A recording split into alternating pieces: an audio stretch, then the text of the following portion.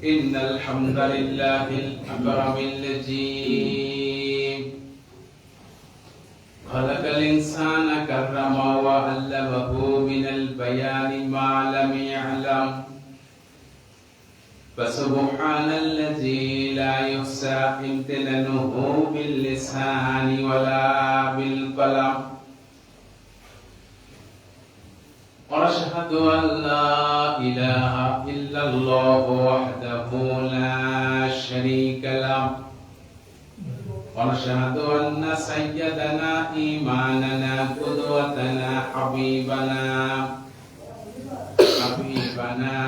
طبيبنا والطبيب روحنا محمد الذي أرسله بالحق بشيرا ونذيرا وداعيا إلى الله بإذنه وسراجا وقمرا منيرا فقد قال الله تعالى في كلامه المجيد وفي فرقانه الحميد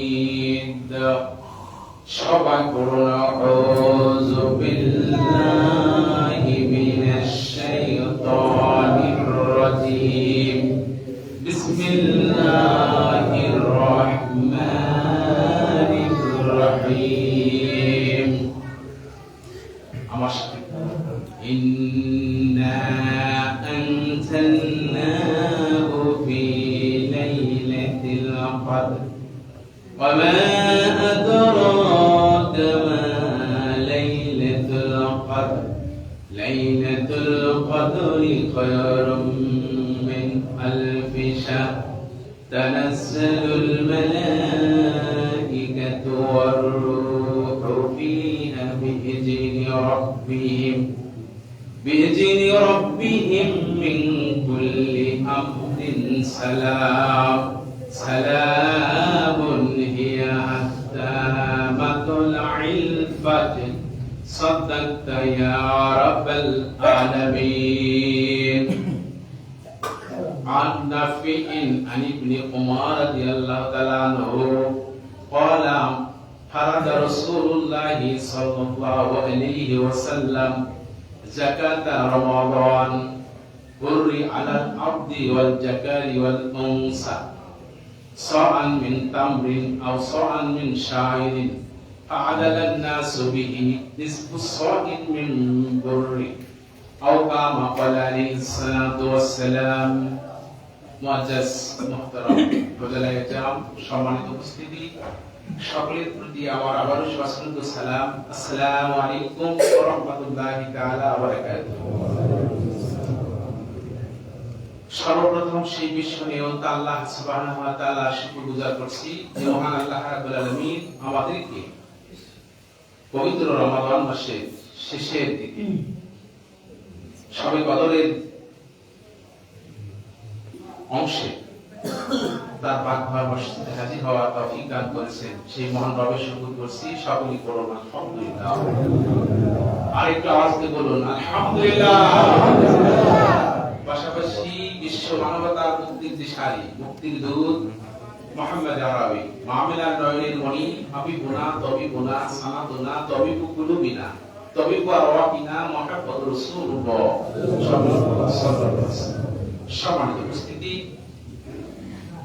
আমি আপনাদের সম্মুখে কোরআনুল কারীমের আপনাদের সুপরিচিত আপনাদের প্রায় সকলেরই মুখস্থ একটি সূরা সূরাটির নাম সূরাতুল কদর তেলাওয়াত করেছি এর সহজ অনুবাদ করব এবং হুজুর সাল্লাল্লাহু আলাইহি ওয়াসাল্লামের অসংখ্য হাদিসের মাঝ থেকে একটা হাদিস নববী তেলাওয়াত করেছি এর সহজ অর্থের মাধ্যম দিয়ে আলোচনা শুরু করব ইনশাআল্লাহ সম্মানিত উপস্থিতি আজকের ইয়াউমুল জুমআ খুব ইম্পর্টেন্ট একটা জুমআ এই জুমআয় অনেকগুলো অপশন নিয়ে আলোচনা করার জন্য জুমআ কি কথা ঠিক কিনা এই জুমআ পরে আমাদের অনেক আলোচনার বিষয় তার মধ্যে শবে কদর আছে তার মধ্যে ইতিকাফ আছে তার মধ্যে সাদকাতুল ফিতর আছে তার মধ্যে যাকাত আছে অনেকগুলো আলোচনা বিষয় পাক চাইতো সবগুলোর উপরে কিছু কথা বলার চেষ্টা করব। মা তৌফিকি ইল্লা বিল্লাহ। আপনারা সকলে ভালো আছেন তো? আলহামদুলিল্লাহ। আল্লাহ আমাদেরকে যতদিন রাখবেন ঈমানের সাথে যেন রাখেন। সকলেই পড়েন আল্লাহুম্মা আমিন। আপনাদের সবাইকে নিয়ে আরেকবার দাউদ তাসবিহ তেলাওয়াত করতে চাই। কষ্ট হবে না? তেলাওয়াত করুন। আউযু বিল্লাহি মিনাশ শাইতানির রাজীম। বিসমিল্লাহির রাহমানির রাহিম। বিতাড়িত মরদুদ শয়তানের ওয়াসওয়াসা থেকে আল্লাহ তাআলার নিকট পানাহ চাই। পরম করুণাময় আল্লাহ তাআলার নামে শুরু করছি। আল্লাহ বলেন, ইন্না আনজালনাহু ফি লাইলাতিল কদর। পড়ুন আল্লাহু আকবার। আল্লাহ পাক বলেন, ইন্না লা রাইবা ফিহি লা শাক্কু ফিহি, দেয়ার ইজ নো ডাউট। এর মধ্যে কোনো সন্দেহ নেই, নিশ্চয় আমি এই কোরআনুল কারীমকে কদরের রাত্রিতে নাযিল করেছি। বলুন সুবহানাল্লাহ। সম্মানিত উপস্থিতি, আমাদের মুসলমানদের ভিতরে অনেকেই কোরআন হাদিস না জানি নিজেদেরকে অনেক বড় জানতা মনে করে না? অনেক আছে। তো আমাকে একদিন একজন প্রশ্ন করতেছেন যে এখানে কোরআনের কথাটা কোন জায়গায় আছে? ইন্না আনসালনাহু ফি লাইলাতিল কদর। আসলে এই জায়গাতে আপনারা কোরআনের কথা শুনলে কোরআন আছে সবটা নাই। এই কথা বলে যে এই অপব্যাখ্যা করে বুঝলেন। কোরআনের কথা তো এখানে নেই, কিন্তু এখানে গ্রামাটিক্যাল ফাংশনে কোরআনুল কারীমের কথা অবশ্যই আছে। আছে না নেই? ইন্না মানে নিশ্চয়, আনসালনা আমি নাযিল করেছি। এটাকে বলা হয় জমির, এটা একটা প্রোনাউন।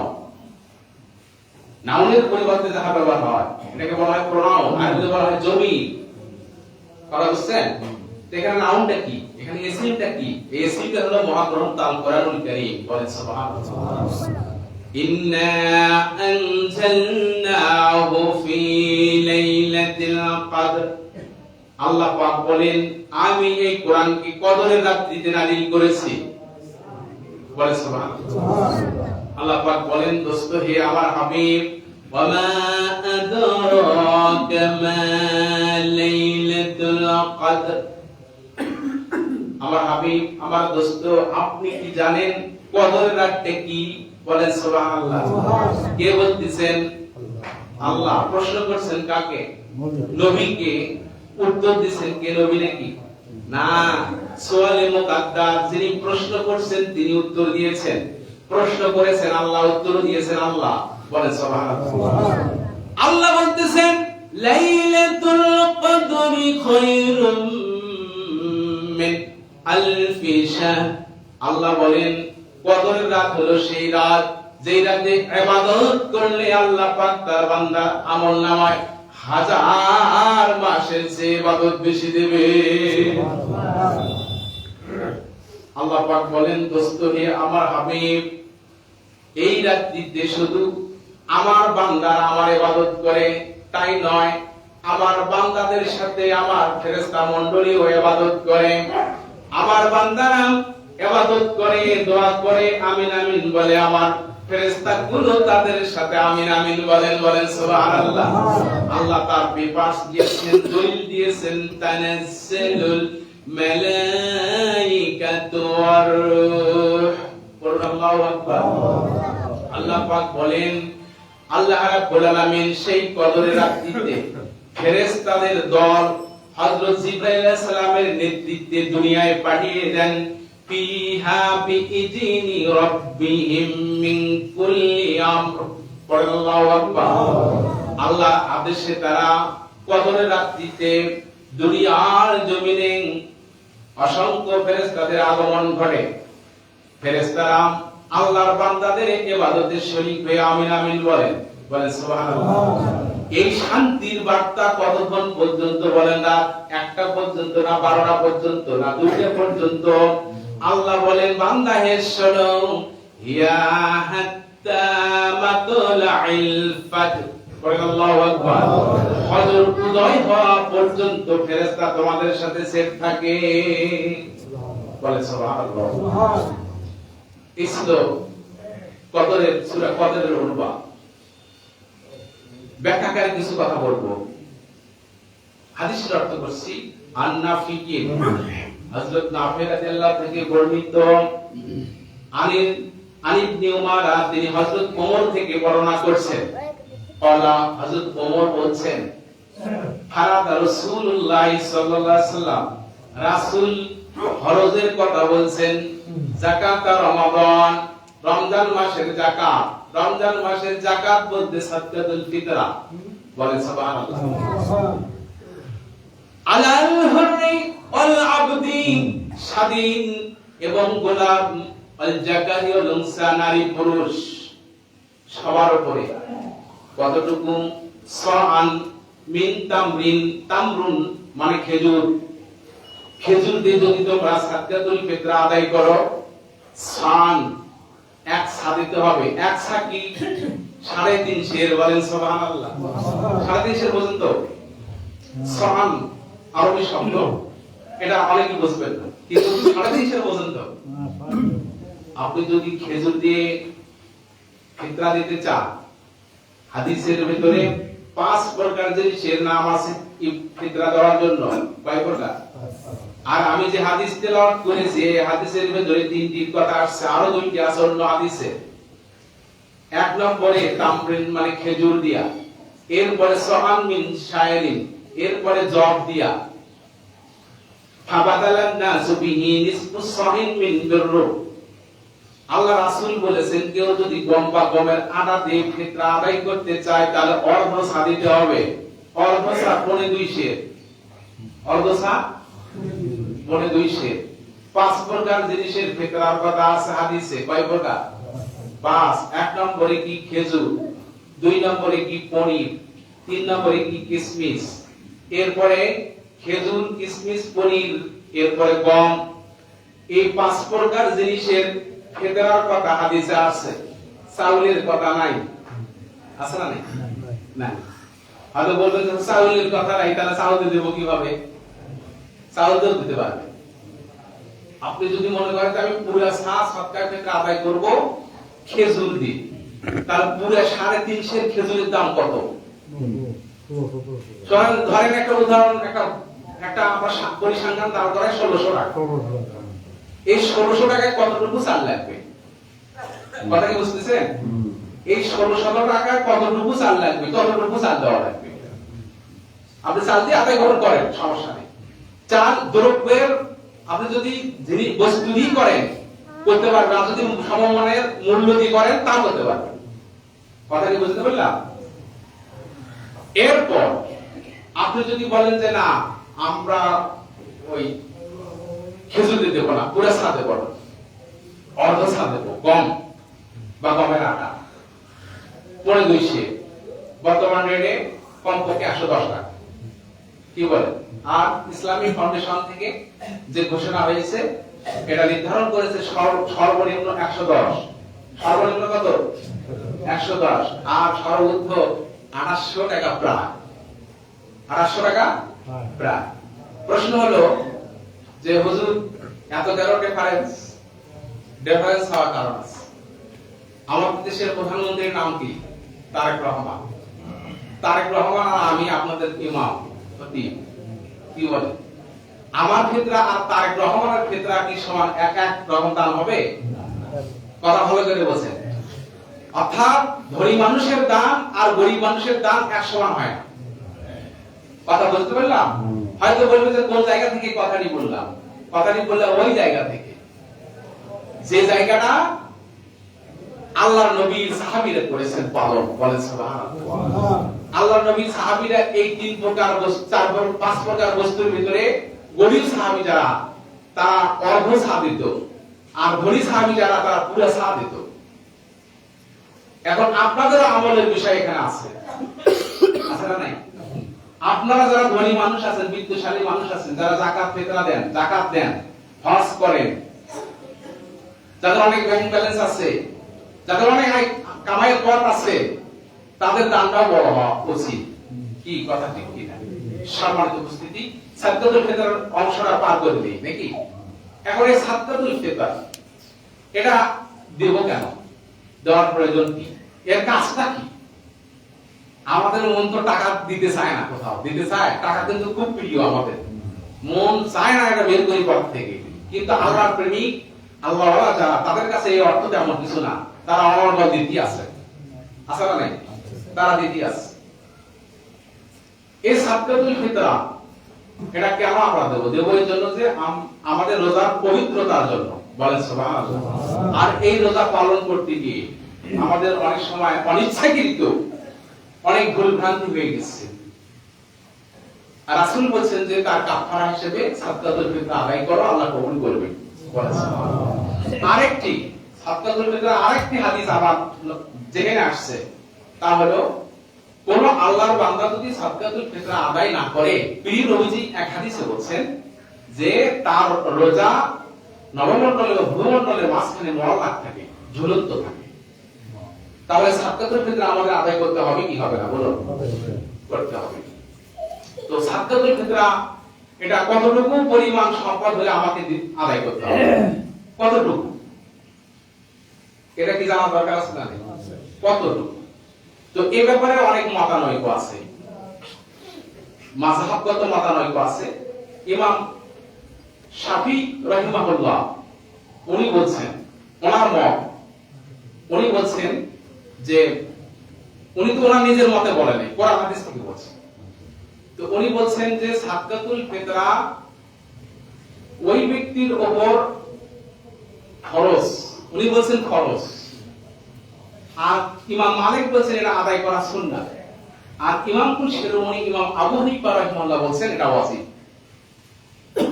তো আমি হানাফি মাযহাবে আমি ওয়াজিব ধরি কথা বলি, কি কথা ঠিক কি না? তো ওয়াজিব বলছেন উনি, কিন্তু এই ওয়াজিব, এই সুন্নাত, এই ফরজ যেটাই হোক আদায় করলে 13টাই পাচ্ছি, কি কথা ঠিক কি না? কোনটাই হোক আদায় করতে পারলে 13টাই পাচ্ছি। ইমাম শাফি বলছেন যে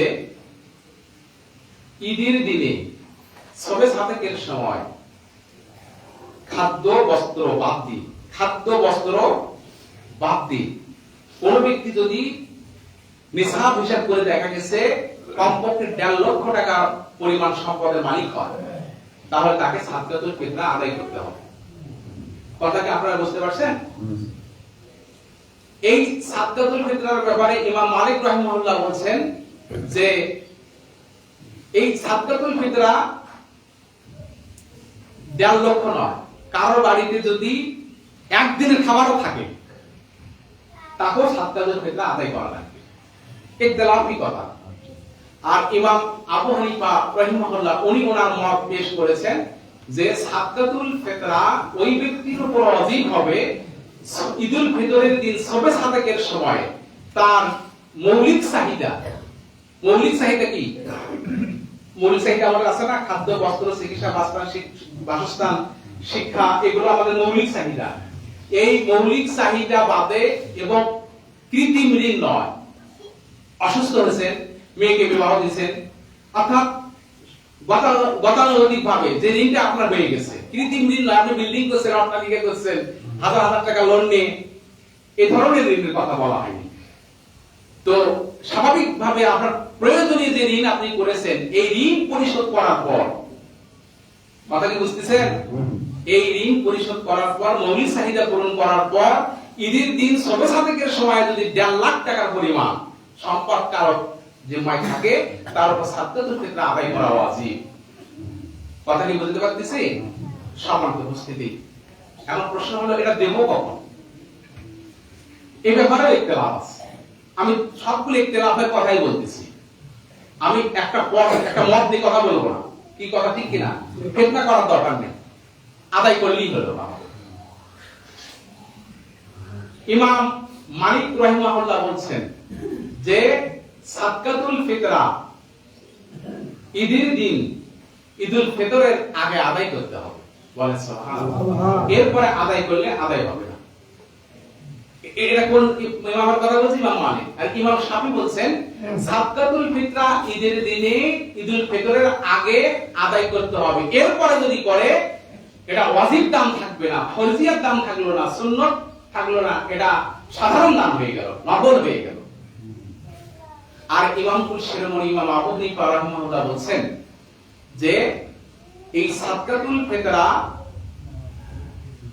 এটা ঈদের দিনে, ঈদের নামাজের আগে যদি কেউ আদায় করে তার তো ওয়াজিবের আদায়ের সওয়াব পাবে, পাশাপাশি মুস্তাহাব সওয়াব আল্লাহ তাকে দেবে। বলেন সুবহানাল্লাহ। আর কারণ বশত যদি আদায় করতে না পারে ঈদের পরেও আদায় করতে পারবে। কি কথা বলতে পারলাম? কারণ বশত পারে নাই, ঈদের পরেও পারবে। তিন মাযহাব থেকে কথা বলছি, খুব ভালো করে বলছেন। কারণ প্রশ্ন থাকলে বলতে পারবেন যে হুজুর এটা কি, কথা বুঝতে পারলাম? এরপর আসুন, আপনি এই সাদকাতুল ফিতর আদায় করতেছেন, কিন্তু আপনার ছোট শিশু বাচ্চা বা আপনার অধীনস্থ গোলাম চাকর বাকর আছে, ওদের সাদকাতুল ফিতর আদায় করতে হবে কিনা? ওদের যিনি অভিভাবক, যিনি মালিক, ওদের পক্ষ থেকে আদায় করবে। কথা বুঝতে পারলাম? এখন গোলাম যদি কাফের হয়, অনেকের বাড়িতে অমুসলিম থাকে না, অনেকের বাড়িতে অমুসলিম আছে, এই অমুসলিম কৃতদাস গোলাম এই চাকর এর পক্ষ থেকে সাদকাতুল ফিতর আদায় করতে হবে কি হবে না, এই ব্যাপারে ইখতিলাফ আছে। ইমাম শাফি, ইমাম মালিক, ইমাম আহমদ ইবনে হাম্বল বলছেন একটা, আর ইমাম আবু হানিফা রাহিমাহুল্লাহ বলছেন যে অমুসলিম কাফের যদি গোলামও হয় তো তার পক্ষ থেকে সাদকাতুল ফিতর আদায় করা মালিকের উপর ওয়াজিব। কি কথা বুঝতে পারলাম? সামান্য উপস্থিতি, এই সাদকাতুল ফিতর আমরা দেব কোথায়, কাকে দেব? আমাদের সমাজে আমরা দেখি যে এই একটা জায়গা দেই না, আল্লাহ কোরআনে বলছেন 8টি জায়গা। কয়টা জায়গা? আল্লাহ বলছেন ইন্নামাস সাদাকাতু লিল ফুকারাই ওয়াল মাসাকিন ওয়াল আমিলিন আলাইহা ওয়াল মুআল্লাফাতি কুলুবুহুম ওয়া ফির রিকাবি ওয়াল গারিমিন ওয়া ফি সাবিলিল্লাহি ওয়া বিস সাবিল। আল্লাহু আকবার। আল্লাহ পাক এই 8টা খাত, ফকির, মিসকিন, এরপরে যাকাত উত্তোলনকারী কর্মচারী, কৃতদাস, মুসাফির, আল্লাহর রাস্তায় জিহাদ ফি সাবিলিল্লাহ, নবমুসলিম, এগুলো এই 8টা খাতে দিতে হবে। অনেকে প্রশ্ন করবেন হুজুর তাহলে মাদ্রাসায় দিতে হবে না? মাদ্রাসাগুলো যে আছে আমাদের, হ্যাঁ, এই মাদ্রাসাগুলোতে ফকির মিসকিন আছে না নাই, গরিব আছে না নাই, গরিব মিসকিন আছে, তাদেরকে দিতে হবে। গরিব মানুষ এই ফিতরা গ্রহণ করবে না, গরিব যারা গরিব তাদেরকে দিতে হবে। এতিমখানা আছে, এতিমখানায় দেখবেন গরিবই আছে বেশি, এতিমেরা গরিব, কি কথা ঠিক কিনা? তাদেরকে দিতে হবে। জিহাদ ফি সাবিলিল্লাহ, আল্লাহর রাস্তায় দিতে হবে, ফকিরকে দিতে হবে, মিসকিনকে দিতে হবে। ঋণগ্রস্ত ব্যক্তি ঋণ পরিশোধ করতে পারছেন না, ঋণ মারাত্মক জিনিস। আল্লাহর নবী বারবার বলছেন ঋণ দেখে মারা যাইও না, ঋণ দেখে মারা যাইও না। এমন ব্যক্তি যদি আপনার কাছে বলে যে আমি ঋণ পরিশোধ করতে পারছি না, আমাকে, সে যদি ধনী হয়, কি বলে, সে যদি ধনী হয়, কিভাবে ধনী ছিল? আগে ধনী ছিল, এখন ধনী নাই, গরিব। আপনার কাছে এসে বলতেছে যে টাকা দেন, পয়সা দেন, আমাকে ঋণ পরিশোধ করতে হবে। রাসূল বলছেন ঋণ দেখে মারা যাওয়া যাবে না। কি কথা ঠিক কিনা? অথচ আমাদের সমাজে ঋণকে ঋণই মনে করে না মানুষ। কি বলে, যদি কোনো দোকানত কয়েক হাজার টাকা বাকি হয়, আর এর দোকানের সামনে যায় না, অন্য দোকানত আবার যায়, আছে না নাই? সম্মানিত উপস্থিতি, ঋণ দেখে মারা যাওয়া নবী বারবার নিষেধ করছেন, ঋণ দেখে মারা যাইও না। ঋণ দেখে যদি মারা যাও, তোমার আহার যদি পরিশোধ না করে, তোমাকে উলুট করে রাখা হবে, কবুল করে রাখা হবে, তোমার আমলনামা পৌঁছবে না। কি কথা বলতে পারলাম? এরপর আসুন, সাদকাতুল ফিতর ব্যাপারে মোটামুটি কিছু বললাম। এরপর আসুন যাকাত। আমাদের সমাজে যারা ধনী মানুষ, বিত্তশালী মানুষ, ধনী মানুষ ধনী শুধু হবে না, এই যে 1.5 লাখ টাকা, এই 1.5 লাখ টাকা তার নিয়ন্ত্রণে 1 বছর থাকা লাগবে, কিন্তু সাদকাতুল ফিতরে তার টাকা লাগবে, ঈদের দেরি হলেই হবে। কথা বুঝতে পারলাম? এই যাকাত আপনারা যাদের যাকাত খরচ হয়েছে, তারা যদি যাকাত আদায় না করে, নবীজি বলছেন সে ইসলাম ধর্ম পালন করে গেল না অন্য ধর্ম পালন করে গেল, আমি নবী তার জিম্মাদারি নই। কি কথা কি বোঝাতে পারলাম? আর যাকাত যদি আপনি আদায় করেন, তাহলে আপনার তিনটা অনেকগুলো লাভ, তার মধ্যে মেইন ইম্পর্টেন্ট লাভ হলো আপনার তিনটা। একটা হলো আপনার তো গুনাহ মাফ হবে, আর রমজান মাসে যদি আদায় করতে পারেন 70 গুণ সওয়াব বেশি পাবেন, 70 গুণ সওয়াব বেশি পাবেন। আর একটি লাভ হলো আপনার এই সম্পদটা পবিত্র হয়ে গেল। এই যে আপনি যা করবেন সব আমলনামায় শুধু নেকি আর নেকি আসবে, হারাম থাকবে না। আর 3 নম্বর লাভ হলো, এই লাভটা আমরা সবাই চাই। আমরা অনেকে টাকা পয়সা কামাই করতেছি, বাড়ি গাড়ি করতেছি, জমাজমি করতেছি, কিন্তু আমাদের চোখের সামনে অনেকে দেখে যায় যে আমার কিছুই নাই, আমার সব শেষ হয়ে গেল, এই জমি আমার ছিল, এই ব্যাংকে আমার এত টাকা ছিল, আমার পকেট ভরা টাকা ছিল। অনেকে দেখে যায় যে তার আর নাই কিছু। আছে না নাই এমন? যাকাতের মালিক ছিল, যাকাত দেয় নাই, তার সম্পদের স্থায়িত্বটা নষ্ট করে ফেলেছে। আপনি যদি আপনার সম্পদের স্থায়িত্ব করতে চান, দীর্ঘদিন যদি সম্পদকে বংশানুক্রমে রাখতে চান, আপনি বিত্তশালী মানুষ যদি হয়ে থাকে, যাকাত যদি আপনার ফরজ হয়ে থাকে, আপনি যাকাত দিতে থাকুন, তাহলে আপনার সম্পদকে আল্লাহ স্থায়ী করবে। বলেন সুবহানাল্লাহ। সম্মানিত উপস্থিতি, এই যাকাত আমাদের সোনার বাংলাদেশে, এই যাকাত যদি হিসাব করে সরকার, আমাদের দেশের সরকার যদি হিসাব করে এই যাকাত উত্তোলন করত, আমাদের দেশে গরিব খুঁজে পাওয়া যেত না। আমাদের দেশে গরিব, যাকাত খাওয়ার মতো লোক খুঁজে পাওয়া যেত না। তখন আমরা টাকাগুলো কি করতাম? তখন এই টাকাগুলো আমরা কি করতাম? এই টাকাগুলো তখন, এই অর্থগুলো আমরা কি করতাম জানেন? বিদেশ যেখানে প্রাকৃতিক দুর্যোগ হয়েছে, আমরা ত্রাণ হিসেবে বাংলাদেশ থেকে দান করতাম। বলেন সুবহানাল্লাহ। আমাদের পার্শ্ববর্তী দেশ ভারত, ভারত কি না? এই ভারতে যদি আল্লাহ না করুক, আমরা দোয়া করি ভারতে কোনো যেন আল্লাহ প্রাকৃতিক দুর্যোগ না দেন, তার সাথে সাথে আমার দেশকে যেন আল্লাহ রক্ষা করেন। সকলে বলেন আল্লাহুম্মা আমিন। এই ভারতে যদি কোনো কারণবশত আল্লাহ প্রাকৃতিক কোনো দুর্যোগ দেয়, ত্রাণের প্রয়োজন, তাম পৃথিবী থেকে ত্রাণ যাচ্ছে, সেখানে যদি লেখা থাকে বাংলাদেশ থেকে ত্রাণ দেওয়া হয়েছে, বলেন সুবহানাল্লাহ, ওই ভারতের লোকজন তখন আমাদের নরেন্দ্র মোদী আছে নাকি ভারতে? আছে নাই? ওনাকে বলবে যে এই বাংলাদেশ 1971 সালে স্বাধীন হয়েছে, 1971 সালে থেকে নিয়ে 26 সাল পর্যন্ত 55 বছর, 54 বছর, কি কথা ঠিক কিনা? এই 55 বছর ভিতরে বাংলাদেশের মুসলমান, বাংলাদেশে সরকার এত অর্থের মালিক হলো কিভাবে? যে আমরাই তাদেরকে স্বাধীন করার জন্য সহযোগিতা করলাম, আর আমরা তাদের ত্রাণ খেয়ে বেঁচে আছি। সুতরাং আমার এই ভারতেও বাংলাদেশের সেই যাকাত ভিত্তিক অর্থনীতি চালু করা প্রয়োজন, এই দাবিটা মোদীর কাছে করবে। কি কথা ঠিক কিনা? সম্মানিত উপস্থিতি, আমরা আমাদের দেশে যদি এই যাকাতটা আমরা পুঙ্খানুপুঙ্খভাবে আদায় করতে পারি, আমাদেরকে ওই বিদেশের কাছে হাত পাতাতে হবে না। আমাদের দেশে এত সম্পদ, এত যাকাতের অর্থ আছে। বিদেশি তারা ভাবতেছে যে বাংলাদেশের মুসলমানদেরকে পুতুল বানাবো, এদেরকে যেভাবে নাচাবো সেভাবে এরা নাচবে। এই নাচতে হবে না। আপনারা মুসলমান, আপনারা যাকাত ভিত্তিক অর্থনীতি চালু করার জন্য ব্যবস্থা করেন। মাহে রমজানে দিতে পারলে 70 গুণ সওয়াব বেশি দিবে আল্লাহ। বলেন সুবহানাল্লাহ। এই গেল যাকাত, এই ফিতরা। এরপর আসুন ইতিকাফ। এই ইতিকাফ হুজুর সাল্লাল্লাহু আলাইহি ওয়াসাল্লামের একটা নিয়মিত সুন্নাহ। বলেন সুবহানাল্লাহ। আমাদের সোনার বাংলাদেশে, আমাদের 95-96 ভাগ মুসলমানের দেশে এই সুন্নাহটাকে আমরা বিলীন করে দিচ্ছি, হারিয়ে ফেলছি। এটাকে আমরা কবর দেওয়ার মতো দিচ্ছি। কি কথা ঠিক কিনা?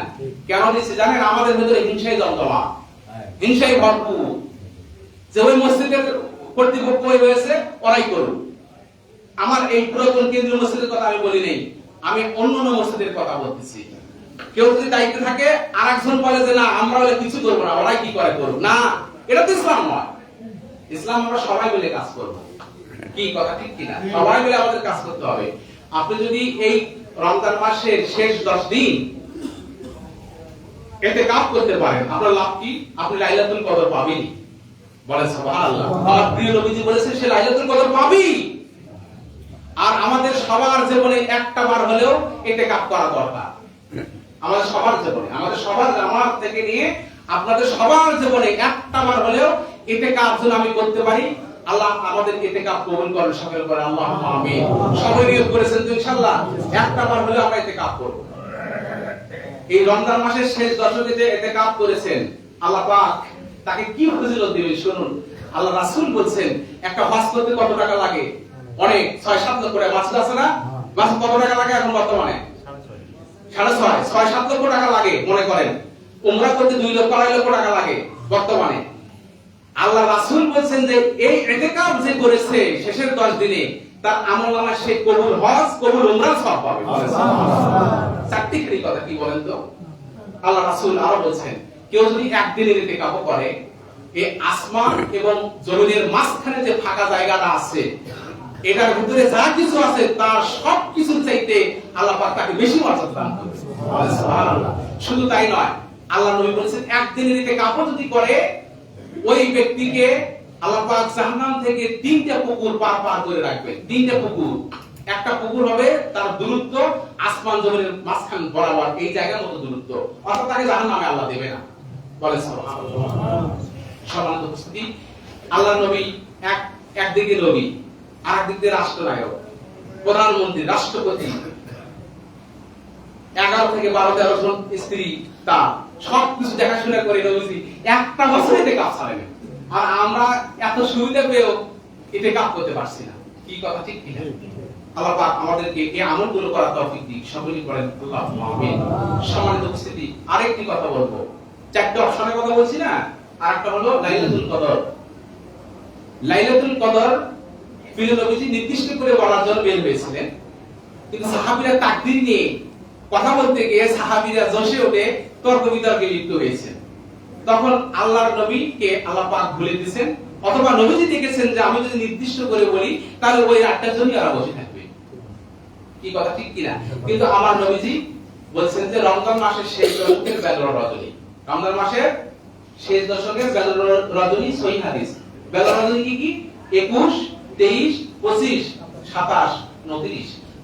27 তারিখে আমরা বেশি প্রাধান্য দেই। এই ব্যাপারে এক্সট্রা পার্সোনাল কিছু হাদিস আছে। আল্লাহ নবী বলছেন যে, প্রিয় নবীজি বলছেন যে আমি লাইলাতুল কদর তালাশের জন্য 23 রমজানে আমার সব সাহাবীকে নিয়ে ইবাদত করেছি রাতের 1/3 অংশ। আর 23 তারিখে রাত্রিতে আমি ইবাদত করেছি রাতের অর্ধেক। এরপর 25 তারিখে রাতে আমি ইবাদত করেছি আরো একটু বেশি। এরপরে প্রিয় নবীজি বলছেন যে 27 তারিখে রাত্রিতে আল্লাহ নবীর এক সাহাবী উনি বলতেছেন যে আল্লাহ নবী 27 তারিখের রাত্রিতে এত দীর্ঘক্ষণ ইবাদত করেছেন যে আমার মনে হলো যে আজ সাহরের সময় নেই। কি কথা বুঝাতে পারলাম? তো 27 তারিখের একটু আলাদা, একটু মর্তবা বেশি আছে না নাই? তবে 21, 23, 25, 27, 29 আমরা 5টি রাতই তামাশ করব। সম্মানিত উপস্থিতি, আল্লাহ আমাদেরকে তৌফিক দান করুন। এরপর আরেকটি কথা বলছি।